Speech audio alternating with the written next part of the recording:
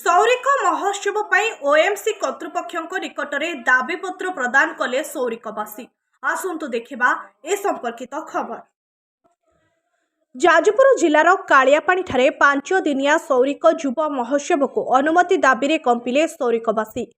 सूचना मुताबक 6 जनवरी सोमवार दिबा 11 घटिकार 500 ऊर्ध्व लोक ही शोभा यात्रा आसी नाराबाजी करने सहित सौरिक जुब महोत्सव आयोजन कमिटी पक्षर खनि प्रबंधक कार्यालय फाटक सम्मुखें कार्मिक प्रबंधक सुशांत कुमार सेठी को ओएमसी अध्यक्ष उद्देश्य दाबीपत्र देइथिले।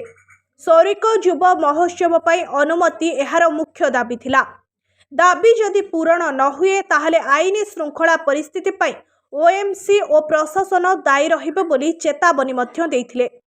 कालियापाणी थाना अधिकारी शिव चरण बेहेरा, ओआईएसएफ इन्स्पेक्टर शिव नारायण षडंगी और सरोज साहू को नेतृत्व में एएसआई प्रशांत कुमार पलेई, हाबिलदार कौस्तुभ सेठी, शरद जेना, कुलमणि बिसी और कृष्ण महाराणा प्रत्यक्ष तत्वावधान में 2 सेक्शन पुलिस फोर्स मुतयन थिले।